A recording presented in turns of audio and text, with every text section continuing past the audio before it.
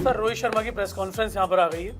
जो इससे पहले हमने बताया था वो पूरा पोस्ट मैच प्रेजेंटेशन में थे। पोस्ट मैच प्रेजेंटेशन में था, लेकिन अब कप्तान आज इस हार के बाद दोबारा मीडिया के सामने आए प्रेस कॉन्फ्रेंस में। क्या क्या बात उन्होंने कही है वो फटाफट से आपको बताते हैं। यहाँ पर उन्होंने कहा कि ये बहुत ही अच्छा एफर्ट था। जब हम पहले दिन अगर देखें 2-3 घंटे के लिए हम पीछे चले गए थे, बहुत ज़्यादा पीछे चले गए थे शुरुआती 2-3 घंटों में मैच के, और वहाँ से वापसी करना कई बार मुश्किल होता है और आपके हाथ से गेम निकल जाता है। लेकिन हमने वापसी की, पार्टनरशिप जो हुई रचिन और सऊदी के बीच में वो थोड़ा आगे ले गई गेम को, हमसे और दूर ले गई यहाँ पर। लेकिन बैटिंग वाइज सेकंड इनिंग्स में हमें फील नहीं हुआ कहीं भी कि हम 350 रन पीछे हैं। और साथ ही साथ उन्होंने कहा कि शुरुआती 2-3 घंटे जो थे उसके अलावा हम पूरे मैच में मौजूद थे और हम अच्छा खेल रहे थे वहाँ पे।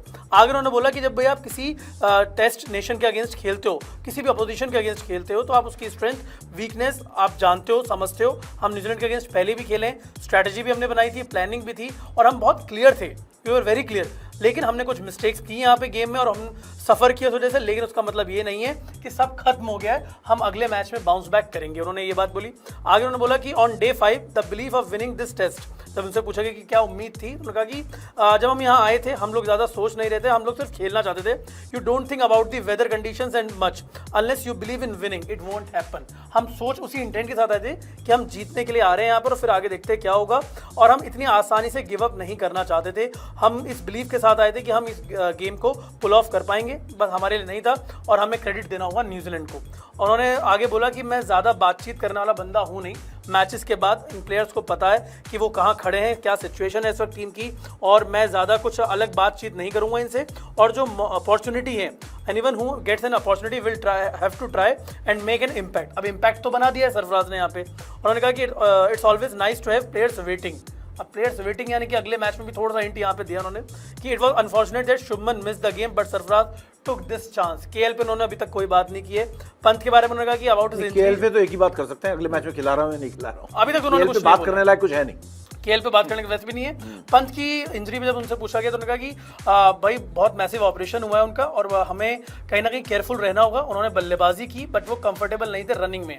We need to be extra careful, he has gone through a lot of trauma in the last couple of years, not easy to keep with the pain on his innings. उनसे जब पूछा गया उनकी पारी के बारे में, उन्होंने कहा कि भाई किसी को नहीं पता था उसके दिमाग में क्या चल रहा है, उसी को पता था और उसको वो फ्रीडम चाहिए थी। हमने वो फ्रीडम दी उनको और हमने कहा कि भाई देख लेना, we just told him please understand the situation but that's Rishabh. हमने उन्हें समझाया था लेकिन वो नहीं माने और उन्होंने कहा आगे कि everything we play for the first test you don't want to lose it. हम हारना नहीं चाहते थे लेकिन हम you don't want to play casual cricket. खेलते हुए तो नजर आए वैसे, you want to win it. We came pretty close against England, here also we fought back despite the first day. I am not going to look much into it। और उन्होंने आगे बोला यहाँ पे कि this test because the first 3 hours are not going to just this team. वही वाली बात जो 2020 में हुई थी कि वो जो आधे घंटे का गेम था हम उसको ज़्यादा जज नहीं करेंगे जब 36 बॉल आउट हुए थे।